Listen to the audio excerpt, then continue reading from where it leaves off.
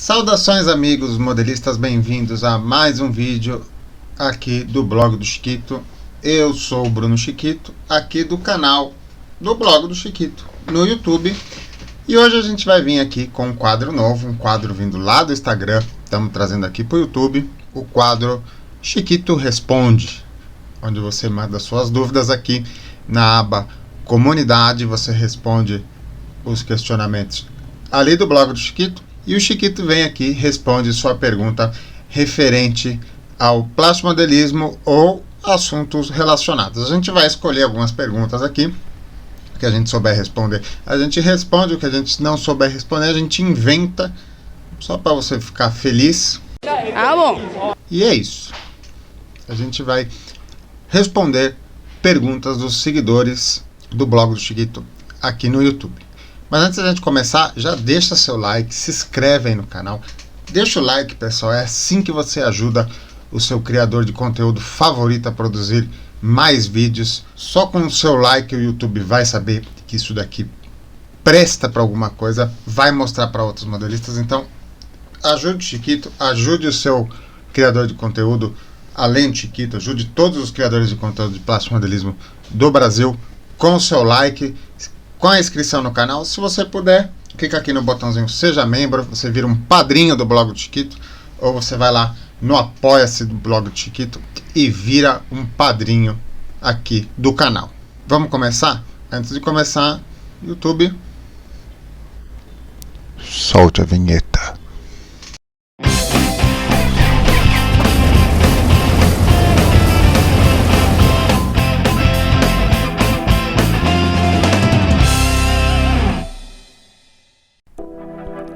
Este vídeo é um oferecimento dos padrinhos do blog do Chiquito. Seja você também um padrinho do blog do Chiquito e colabore com a manutenção do canal. Os padrinhos recebem muitas vantagens, como acesso a um grupo exclusivo do WhatsApp, workshops e aulas fechadas e exclusivas, materiais de apoio, conteúdos do blog como vídeos e podcasts em primeira mão, acesso ao grupo de montagem do blog, e descontos incríveis nas empresas patrocinadoras do blog. Ainda participa de forma antecipada das promoções e recebe brindes exclusivos. Acesse o site apoia.se/blog do Chiquito e escolha uma campanha. Temos campanhas a partir de R$5. O link está na descrição. Então vamos lá com esta sessão de Chiquito Responde, com perguntas enviadas por vocês, seguidores do blog do Chiquito, aqui na aba de postagens do canal. A primeira pergunta que a gente vai ler aqui é do nosso querido Guilherme Carlos Saba. Ele soltou a pergunta seguinte: grande professor, dias chuvosos influenciam na aplicação de decalques? Olha, vai influenciar sim, mas não é algo que devemos nos preocupar. O decal, ele trabalha basicamente com água e secagem da água, né? Ele tem uma goma dentro dele, uma goma que prende o filme da decal ao papel, né? Mas essa goma se perde em grande quantidade durante o processo de extração da decal do papel, e o que acaba fixando a decal no kit para valer acaba sendo a própria secagem do filme plástico, né? E a criação de um vácuo, né? Entre o filme da decal e a superfície do kit. Isso, inclusive, é o principal motivo da gente trabalhar sempre com superfícies lisas ou aplicar verniz brilhante na superfície antes de pôr a decal, para a superfície ficar bem lisinha e você aumentar essa eficiência aí do vácuo. Ou seja, resumindo, o decal ele trabalha basicamente com a secagem da água. Dias frios ou dias muito úmidos, dias chuvosos, como a pergunta do nosso amigo Guilherme, obviamente vai interferir na evaporação da água, na secagem da água, vai atrasar o processo aí da decal. Mas é um atraso que não gera prejuízos, tá? Lógico que quando a decal demora um pouco mais para secar, você precisa prestar atenção em um detalhe para você não perder sua decal. A decal pode andar no processo de secagem. O quê? Como? Você vai colar a decal, aquela decal vai ter que descansar um tempão em cima do kit. Esse tempo que a decal está secando, ela pode derrapar no kit. Então você tem que tomar cuidado só com isso daí, tá? Ver se ela, a hora que você terminou de aplicar ela, se ela não está movimentando, se ela está estabilizada no lugar, deixa ela descansar e ver se essa decal não vai andar. É desagradável você aplicar a decal, deixar o kit descansar, voltar 12 horas depois e descobrir que a decal secou super bem aderida à superfície, só que torta, porque ela andou no processo de secagem. É verdade. Mas fora isso, não há prejuízos, não há perda de performance na decal. Vai demorar um pouquinho mais para secar, mas já é um processo demorado mesmo, então é só ter um pouquinho mais de paciência. Não é prejudicial. Próxima pergunta, o Christian mandou 2 perguntas. Então vamos ler as 2 perguntas do Christian. Como fazer metralhadoras com agulha de injeção para um P51 ou outro qualquer? As agulhas, elas se prestam a fazer canos de metralhadora, principalmente algumas metralhadoras americanas e inglesas da Segunda Guerra, que elas tinham o cano liso, né? Então dá para você aproveitar a agulha ali, né? Mas só que aí você tem que cortar a parte de penetração da agulha ou usar o inverso dela, né? Tirar ela da capinha plástica dela e usar o inverso dela. Só tem que tomar cuidado com as escalas e os dimensionamentos. Não é uma coisa que eu costumo muito fazer, né? Substituir por agulhas. Existem alguns perfis de cobre que a gente usa, perfis de latão que são perfurados, né? Eu prefiro usar esses daí, mas eles estão bem chatos de acharem aqui no Brasil. Tem que trazer de fora é aquele sufoco, né? Só tomar cuidado com a escala, geralmente escala 48, o pessoal usa aquelas injeções maiores, aquelas agulhas de extração de sangue, por exemplo. Aquilo lá aparenta muito bem um calibre .50 na escala 48. Já em escalas menores, você vai ter que usar agulhas menores, agulhas de insulina e por aí vai, né? Se você procurar isso aí, tempos áureos da WebKits, tinha até tabela de conversão em escala para você saber quais agulhas você tinha que usar. Eu não sou especialista nisso, mas que dá para fazer, dá, né? Até tenho agulha aqui para fazer, mas não é uma coisa que eu costumo fazer sempre. Outra pergunta do Christian, essa é boa, essa aí eu gostei. Pouco primer ou muito primer? Qual é o melhor? Fale sobre as peças de um kit que não precisa passar primer. Bom, então na verdade é uma pergunta, virou 2. Pouco primer ou muito primer? Pouco primer. Primer para nós ele tem que ser uma nuvenzinha, uma camada leve de primer, porque ele vai entrar no kit com a função apenas de gerar uma leve aspereza na superfície para aderir, para aumentar a eficiência da aderência de algumas tintas, né? Como é o caso, por exemplo, da tinta Duco, que é uma tinta que eu particularmente gosto de usar muito, que ela não adere em nada no plástico. Então, se não tiver primer, ela simplesmente não irá aderir.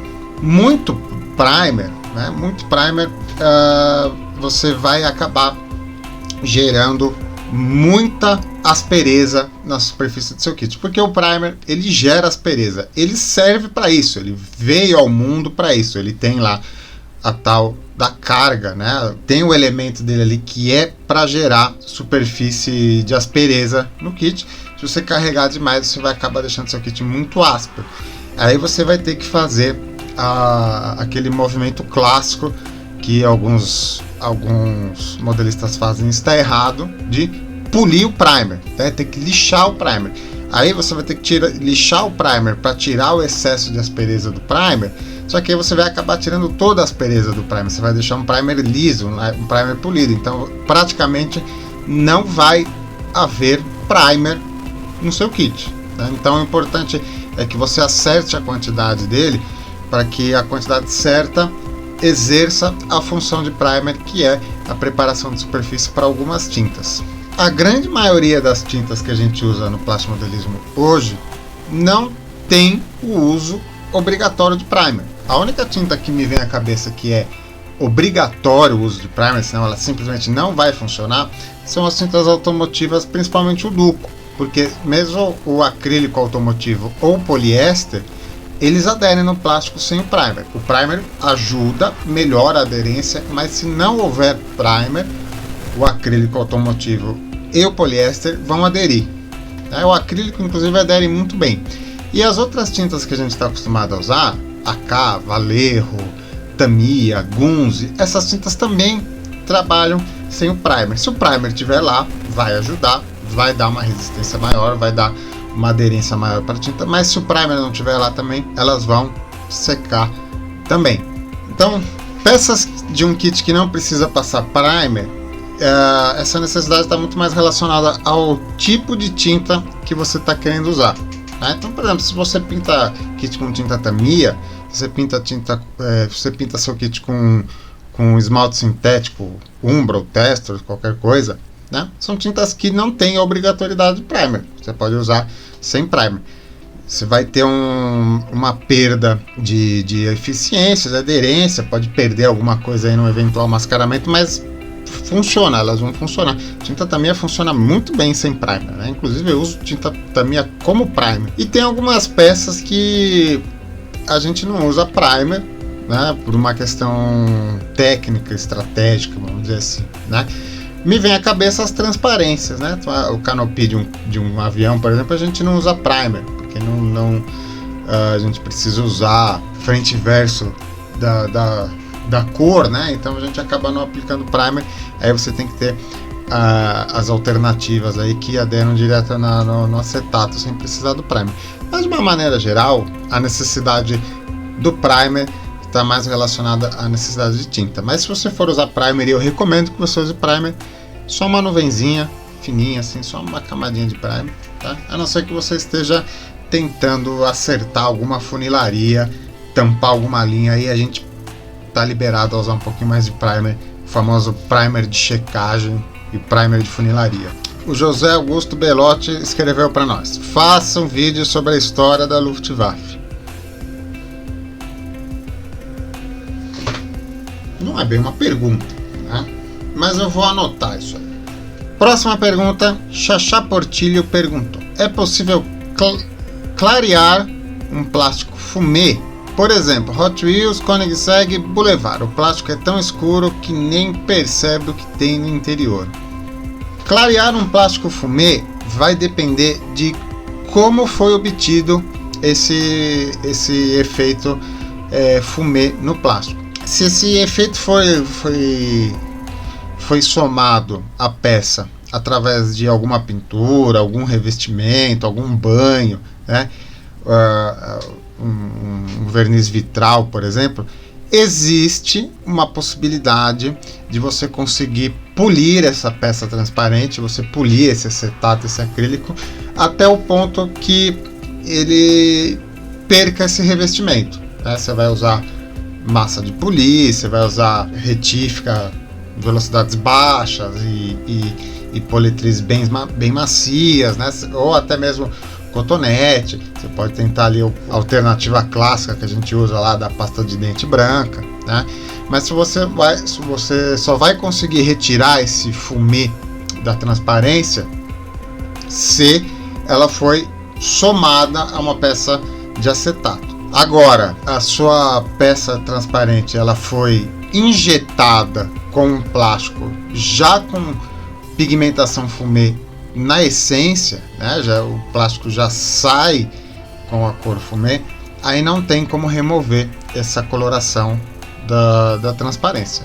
Ou você faz uma nova ou não faz. Pergunta do Matheus Rodrigues. Também não é uma pergunta, mas eu vou ler. Você conhece sobre a história de aviões? Faça vídeos sobre histórias e curiosidades sobre os modelos 1 para 1.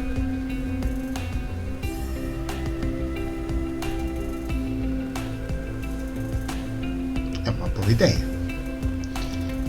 Ainda teve a resposta do Daniel Leite aqui, ó, membro do canal. Também acho. Poderia ir mostrando fotos de kit enquanto fala sobre, igual nas lives. Talvez até comparar com os aviões reais para mostrar as questões do éter. Aí já fica um pouco taxativo, um pouco comparativo, não sei se compensa. Mas isso aí de contar histórias de aviões, essa ideia me parece boa, hein? Próxima pergunta. Explica melhor como usar debonder para funilaria. Quando uso fica tudo melado.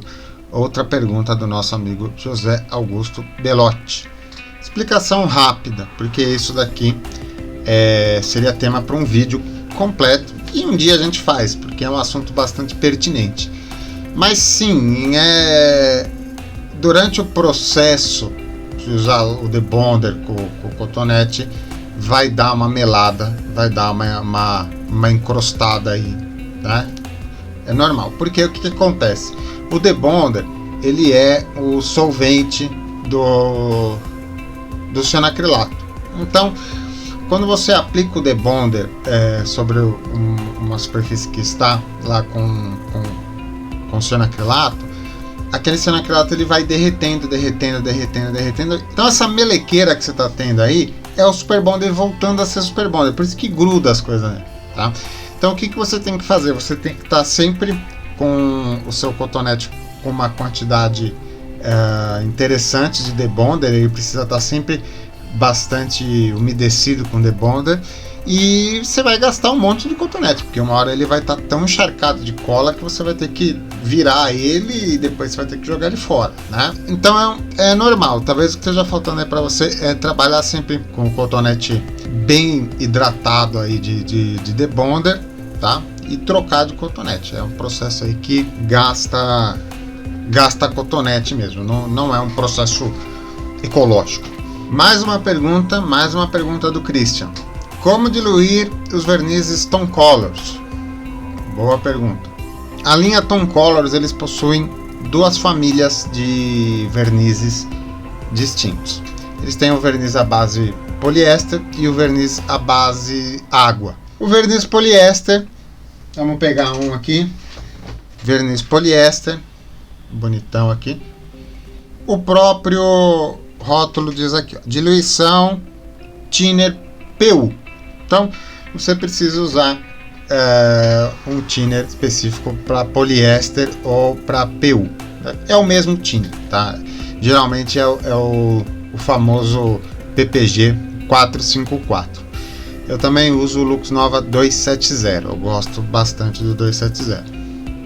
E a diluição vai depender muito aí do teu uso, do que você vai estar aplicando aí. Eu particularmente, eu gosto de trabalhar muito com as coisas bem diluídas, com bastante diluição, corre bem no aerógrafo, nem que a gente precise aplicar mais camadas, vir mais devagarzinho, mas eu gosto de trabalhar com as coisas mais ralinhas no aerógrafo, para o aerógrafo poder performar melhor. Eu uso esses vernizes à base de poliéster do tom. Geralmente eu faço uma diluição meio a meio. Eles já vêm pronto para uso, segundo o fabricante aqui, Tone Colors. Está escrito aqui no rótulo. Eu particularmente diluo mais. Eu faço uma diluição aí em torno de 50%. Ou seja, a mesma quantidade de verniz eu coloco a mesma quantidade de thinner, para deixar ele mais fluido. Se for o caso do verniz fosco, é interessante você até trabalhar com uma diluição maior, vamos dizer assim, 2 partes de thinner para uma parte de verniz fosco, para você evitar o blushing, o esbranquiçamento do verniz fosco, que é comum de acontecer por causa da pasta fosqueante que o verniz fosco tem em sua composição. É normal isso acontecer. Uma das formas de você ter o efeito sob controle, não exagerar, não se passar demais, é você tentar aumentar um pouquinho mais a diluição e trabalhar aí com uma concentração menor de verniz, por consequência uma concentração menor de pasta fosqueante. Agora, se você estiver usando o tal do verniz brilhante à base d'água do tom, eu recomendo que você use ele direto do frasquinho, ele já vem numa diluição bacana e a gente vai acabar usando água ali mais para a limpeza dele do que para outras coisas. O Cardoso Braga perguntou aqui: confecção de máscaras para substituir alguns decalques. Tudo sobre canopies, inclusive mascaramento e pintura do lado interno. Isso não é uma pergunta, né? Isso aí é roteiro para umas 3 semanas de aula. Então essa daqui eu não vou responder, mas eu vou guardar como tema de vídeo, tá? Vamos a perguntas. Última pergunta do nosso vídeo de hoje. Mais uma pergunta do Daniel Leite, membro do canal. Se você tivesse que se desfazer de todos os seus aerógrafos e pudesse ter apenas um aerógrafo, qual escolheria? Que mundo triste esse que vivemos. Então vamos lá, vamos fazer uma resposta técnica a respeito disso. O meu aerógrafo favorito para plastimodelismo, não é que ele seja o melhor aerógrafo do mundo, ele não é nem o melhor aerógrafo que eu tenho, mas é a linha de aerógrafos que eu acho bem balanceada para nós plastimodelistas. Eu gosto muito, eu acho que ele tem um equilíbrio bacana, uma arquitetura bacana, fácil de limpar, traça bem, cobre bem. Eu gosto bastante da linha HG da Tamiya. E se eu vou ter que ter um aerógrafo só, então eu preciso ter um aerógrafo médio que vá tentar resolver todos os problemas. Seria o Tamiya HG Fine de agulha 03 e não o Super Fine de agulha 02.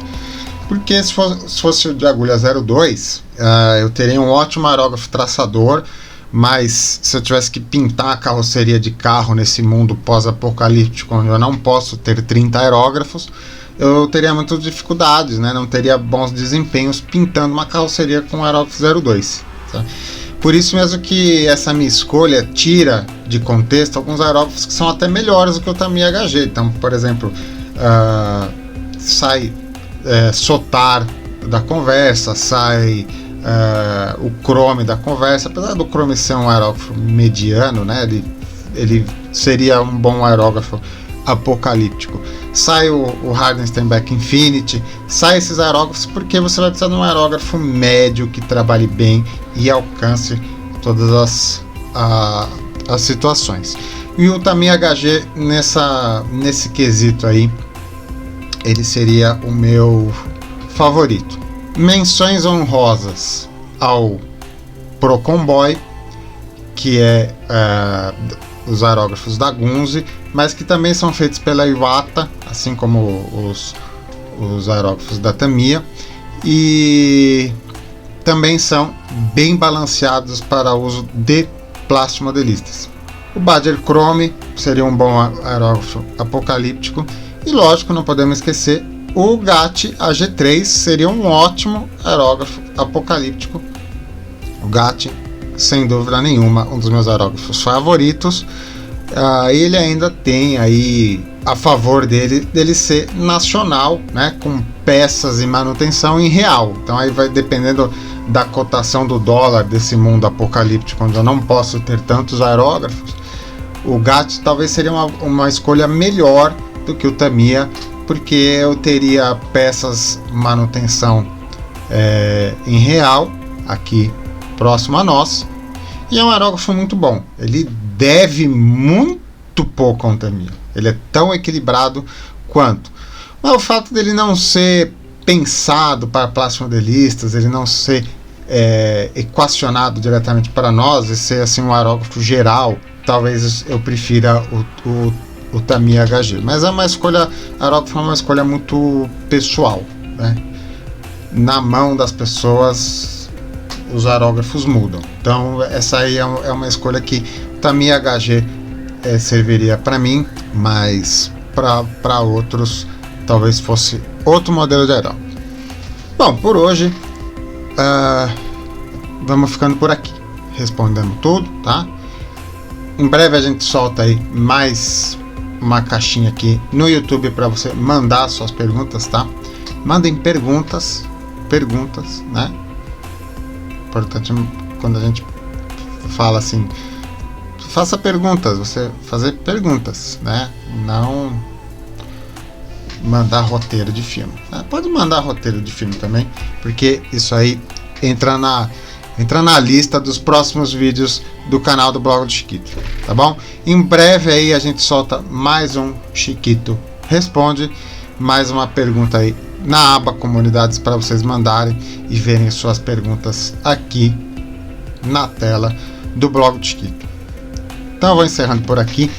Pessoal, deixem seu like, se inscrevam no canal, virem membros do Blog do Chiquito, ajudem o Blog do Chiquito a estar disponível para vocês sempre aqui, tá bom?